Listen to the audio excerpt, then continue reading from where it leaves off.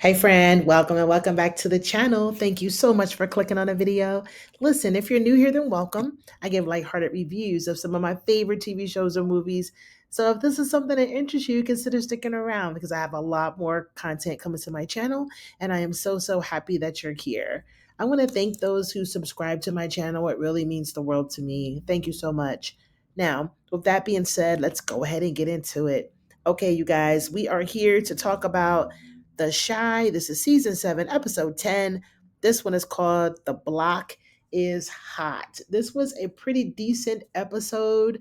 We're just going to have a conversation about it. Some of the things that stuck out to me, it was kind of sad, kind of got me in the feels, but it wasn't too bad. So let's go ahead and get into it, y'all. All right, y'all. So the episode's going to pick up where it left off last week. You guys remember that Emmett got shot for going over there and fighting Reg because Reg beat up Damien, and also because Vic is now dating Tiff, but we're not going to talk about that right now. Anyway, so he wakes up and he asks Tiff or Keisha to marry him. Keisha didn't answer, but she does answer this episode and she says, we'll talk about it later. We're going to revisit it. And then the next thing we see, Jade is talking to Emmett. Now, Emmett just woke up and she's like, Emmett, the cancer came back. And I'm like, okay, Jada, I feel you, girl, but can we let Emmett go to the bathroom or, get something to eat first? I mean, it just kind of seemed like he just woke up and that's the first thing you sprung on him. I mean, I think I probably would have waited. I probably would have waited till he got home from the hospital and then maybe told him. I don't understand it. But anyway, this whole scene, all of their scenes this episode was really sad. I mean, we had the episode where, because we had a time jump, 3 weeks had passed, and Emmett is just trying to come to grips with the fact that he's going to lose his mother. This is kind of sad for me. I did lose my mother. It was kind of fast and kind of unexpected about back in 2019. So it was kind of triggering, but just very sad. He's trying to make sense out of it. And when it comes to stuff like this, there's no sense that you can make. He even kind of got a little bit upset at Darnell. I felt like, you're not going to be enough. When Darnell was sitting there talking to him, they were having a drink and, Darnell was letting him know, listen, you have to be okay so that your mother will be okay before she leaves this earth, right? And I believe that. I believe that people want to, make sure that everything is tied up and everything is together before they make that transition, especially mothers with their kids. They want to make sure that their kids are pretty much squared away. So although Emmett did say, man, I got to marry Keisha before my mama dies, that's really not what Keisha probably wants to hear. She wants to be proposed to and she wants to be, she wants it to come from a place of love, not a place of, oh, we got to hurry up before mama die because we got to make sure that mama gets to the wedding. It's like, no. I mean, there's no rush to the wedding and to the marriage. And it's just like what Jada said, the next time that you propose to Keisha, make sure that you do it out of conviction and not out of fear. I mean, nobody would have accepted that proposal straight out of a coma, still laid up in the hospital bed. So I'm really glad that Keisha said no on that for now. But Jada does give Emmett her ring. I thought that was very touching. And I don't know, I'm just kind of hoping in the back of my mind that, something happens and Jada decides to fight, or, maybe they get a second opinion, maybe, something. Because although Jada, she's a great supporting character. There's really hadn't been a lot going on with her storyline, but just seems like Lena's bringing in more and more people, and the older ones are kind of leaving us. So I don't know if like maybe they're getting bored with things. Maybe enough is enough. This is season 7, and Jada has been on since the beginning. So I don't know what's going on behind the scenes. We might get a twist, and she might make it, but this whole storyline with Jada dying is just really sad. We'll see what happens, but I'm glad they're exploring it because cancer is real. This happens every day, and it's worth talking about. So shout out to the writers for that. But so sad about Jada. All right, so back at Smokies, we see Shanita. She is the new manager that Keisha hired last episode. You guys remember her? She was real funny during the episode, and I liked her. I was excited to see what she was going to do this week, and she did not disappoint. Case in point, she fired Damien. Good for you, Shanita. Get him up out of here. So she fires him. He's all, oh, does my brother know that you're doing this? Honey, it doesn't matter because she's the manager. She's in charge. Now, on the flip side of that, I will say, maybe she could have maybe placed a call to Keisha and Emmett to say, hey, this clown Damien, yeah, we're going to get rid of him. But I'm glad that she did it. No, I don't want to see Damien without, work or anything like that. But he just needs to get it together. He's doing way too much. And we'll talk about him a little bit later. Also, in this episode, we saw that Jamal and Dom are still in counseling. Hey, y'all. Just another case of getting married too soon and not getting to know each other. Still going on and on about should we have a kid or should we not have a kid. Anyway, I'm glad that they are in therapy instead of just like having zero communication about it and building resentment, because we know that happens in relationships all the time. So shout out to them with that. Trying to see what else I can talk about that really wasn't a whole lot going on. Let's talk about Tiffany real quick. Now, you guys remember last week, Tiffany got mad at Vic because he didn't tell her about Reg, being alive and being out. I still have questions about that because I want to know, what is the connection between her and Reg? Like, why did you really, really, really need to know that to the point where you're so hurt that you just left him alone? And on my last review, I forgot to mention at the end of that episode, she's up here texting Nook, talking about you up and all this other kind of stuff and just flirting with him. I mean, Tiffany's trash. I do not like her. I don't think I will ever like her. And that's just that on that. And it's weird how the writers can just make these characters do stuff that just make you just change your mind about them, because I always thought Keisha was cool. A little superficial, but she was all right. But now I just can't stand her at all, especially after this week's episode. So we see that both her and Vic are in the cigar bar, and Vic is doing his 1-2 thing. He's in there, he's singing to himself, minding his own business. And all of a sudden she's like, the place was a mess last night when you left and you forgot to restock the pre-rolls. I'm like, what, wait a minute now, slow up, hold up, let's and so Vic is like, excuse me. He's just like, yeah. He's like, do we have a problem? Because everything that he said in response to what she was saying, it was like she was getting more and more just like stupid with him. And I was just like, you know what? Maybe you just need to quit working there, Vic. I don't know. I don't know if maybe you need the job or whatever. What happened to you being the councilman or politics? What, I haven't seen any of that this season. I haven't seen any of that. So I'm wondering what's going on with that. Maybe I missed something. But anyway, he's back at the house, and it looks like Rashad has moved in with him, back in with him, because, him and Alicia are on the outs romantically. I think he still works for Alicia, but, Rashad is in there cooking dinner, and, Vic is just asking about it, like, hey, how is it over there at Alicia's? Is it weird? He's like, nah, as long as she pay me, I'm cool. What's going on with you? So he goes ahead and tells Rashad what happened, at the bar with Tiff, and, you know, Rashad's feeling the same way I'm feeling. Like, what's the big deal? I mean, I don't understand what the connection is. But you know what? Tiff wants what she wants, because we see them at the block party, her and Nuck, which I cannot wait for her to find out that Nuck was the one that knocked off Rob. Like, I cannot wait to see the look on her face. She's going to have so much pie all over her face. It's just ridiculous. But anyway, that's what's going on with them. Um, so we know, and I just mentioned that Shanita fired Damien, right? So all of a sudden, Nuck feels like he got to have Damien's back. So he asked Hannibal to hire him. Hey, man, can you get him a job? Get him a job where? Get him a job doing what you do with the weed and stuff like that. So Hannibal is kind of like, look, no, I don't want to do that. But he does let Nook know, listen, I'm a boss too. Don't be bossing me around. And he was like, well, just do me this one solid. He was like, all right, this is the last one. So he does bring Damien in. He shows Damien around a little bit, tells Damien the rules. Don't lie to me. Don't steal from me. Don't do nothing stupid.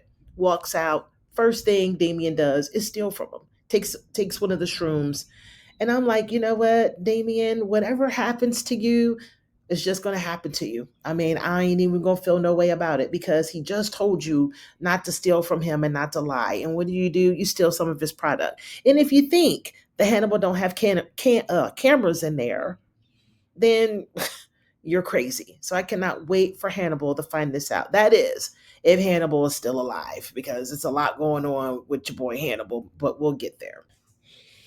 Okay, y'all. Now let's talk about the block party. So it looks like Pastor Zeke has come up with this "Stop the Violence" block party that he wants to have, and it's a nice little turnout. We see the people playing the games. It's like an amusement, not amusement park, but it's like a carnival setting, and we've got the guys out there beating on like the drum things, and it's just a whole vibe out there. So we got Smokies, they're there. Shanita's there. She's running things. We see Emmett because we did have a time jump. So now we're like 3 weeks in the future, and we see Emmett sipping on something brown. I don't know. And I'm like, man, you just got shot and you're already out here drinking. Anyway, Jamal comes up and says that he's praying for his mom and everything. And that was nice of Jamal. I really do like him. Um, it was good to see Jake and Papa reunite, and Jake gave Papa a shirt and said, this is for friends and family. And Papa was like, well, I'm glad I'm still considered to be a friend. He's like, nah, man, you're like more like family. And I was like, oh, that was so sweet. Like the boys are kind of getting back together. We know that they kind of just took different paths in life once they, got older and everything. And we also see that Bakari comes up to where Jake is because Jake's got a stand out there and he's selling his clothes. And he tells him, man, like, why don't you come work for me? He's like, man, I'm out of that life. And Bakari's like, you don't mess with Reg no more? He's like, nope. So I'm hoping that maybe, some of what Jake is telling Bakari will rub off on him because Bakari is way too deep. And speaking of Bakari, he does run into Lene. Hey, girl. And she don't want nothing to do with Bakari. You guys know that her heart was broken when she asked him to choose either the streets or her, and he chose the streets. So she hasn't had too much to say to Bakari, but they do meet up and meet each other at the Stop the Violence block party. And they start talking, and she just tells him, I'm really worried about you and I want you to stay out of trouble. So I don't know if that was any kind of foreshadowing. We know we got a lot to talk about with Bakari this episode. And again, like I was saying, we saw Tiff at the block party with Nuck playing all these little, the games. And she had like a little cramp or something. And he's like rubbing on her belly or feeling a baby kick. And Vic is over there watching the whole thing. I just was so disgusted at Tiff. I mean, I don't know what's going on with her. We also see that Rashad has met himself a new boo. So, and that lady looks so familiar. I don't know who it is, but Rashad just seems to always just meet these beautiful women, ain't got a pot nor a window, and just meets these women. And I don't know what happens. He just has these relationships with them. It'll be interesting to see what Alicia thinks about this. And I don't know where this relationship is going, but I do like Rashad. I like his character and I do want him to win. So let's see what happens there. Now, remember I told you that Damien did take the shrooms from Hannibal. So he gives the shrooms to Karuchi's character, and I don't know her name right now, but y'all remember what happened to them a couple of episodes back at the Gamblers Anonymous meeting. So anyway, he gives her a piece of the shroom. I guess they eat it together. So now they're at the block party and they're just tripping and laughing and having a good time, seemingly. But it's just weird. I really want Damien off my screen. I'm tired of seeing him. And that is about it for the block party. We did see that the pastor and the pastor's ex-wife, I guess they both want that old thing back. They are circling a block and they are seemingly getting ready to get back together. She does go back and she does tell Zeke's mom. Now, I don't know if Felicia Rashad's character is Zeke's mom or her mom, because at first I thought it was Zeke's mom, and I think it is Zeke's mom. But anyway, she goes back and she's upset because the little girl done left the baby there all day long, and she is not there to be doing no babysitting duties, right? Anyway, she's just like, well, you decided to get back with him. She's like, oh, I don't know, maybe. So I thought they looked like they made a pretty nice couple at the block party, but looks can be deceiving. We'll see what happens. All right, y'all, let's talk about Reg. So we remember from last episode, Reg is now chilling out with Candace. He's over at her house, and y'all know that Keith is over there as well. And we got the lady shooter over there, Hannibal's over there. They're all over there not doing anything, just smoking weed, playing Connect Four, playing video games. Somebody sees that there's a cop car parked across the street. So of course the lady shooter's like, "Yo, you want me to go out there and take care of it?" And Reg is like, "Nope, nope, nope, just stand down."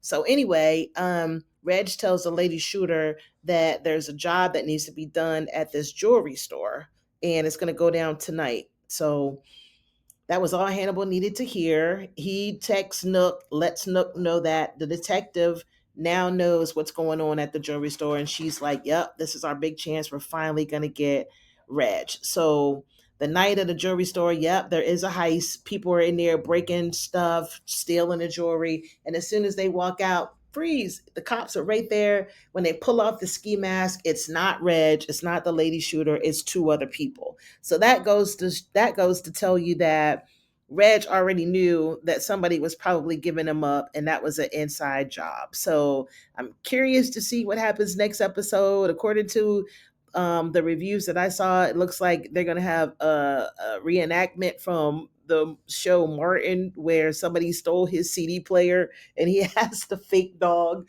But anyway, we'll see what happens there. I'm really, really worried for Hannibal. We do see that Hannibal is chilling out with Kyla Pratt's character. I love her. And she's just like, "Look, I don't like rats. And please don't get us killed over messing with Reg." And I don't know if that's gonna come true or not, but Hannibal, you in trouble, man. I feel it. Um, so that's what's going on there. Hopefully, maybe he'll be arrested before then, but I doubt it. So we'll see what happens there. All right, y'all, let's talk about Detective Toussaint. She goes and pays a visit to Alicia, and she lets Alicia know that Bakari may have some information regarding Rob's death. Why? Because remember, Bakari vomited right when they was trying to pull the body out to lay Rob's body on the stairs. So his DNA was found at the crime scene. So when she's telling Alicia that, she is just blown away. Like, are you kidding me? I had this young man in my house. I gave him a scholarship. I was trying to like point him in the right direction with his book, and he did this. Like, you could just see the betrayal on Alicia's face. So the next thing you know, we see Bakari. He goes to try to get some money out, and of course, it's insufficient funds. So he goes to, I guess, the financial aid person or the dean or wherever he went to try to let her know what was going on. She pulls it up in the system and she's like, "Yeah, your scholarship has been revoked." And so he's like, "Oh no, well, that can't be. I know Alicia personally." And she's like, "Well, maybe you need to go have a talk with Alicia." So that's what he does. He goes over, he talks to Alicia, and he's in there looking at her like he is just scared to death, like a scared little boy. And she rolls up and she's got that thin line between love and hate look on her face. And she's like, "I know you know who killed my son. And if you don't tell me, I am going to bury you in the backyard myself." And I'm like, "Oh, snap. Okay, Bakari, you better get to talking, honey, because your days are probably numbered." But that was the end of the episode. If I missed anything, you guys, please let me know down in the comments. I did like this episode. I think next week's going to be even better. I really hope that the writers do maybe have a second thought about Jada. I mean, if she does go, okay, she goes, but I guess this whole thing is just sad. But y'all let me know what you think. Do you think that Bakari's days are numbered? Do you think Hannibal's days are numbered? I think it's a little bit too easy to predict that it will be Bakari that's going to be the next one to get hurt. So it might be a twist in the story. I don't know, but we will see. And I will be here next week to talk about it. Hopefully, you guys will too. Thank you so much for listening and watching. And I will see you guys the next time I do it. Until then, bye.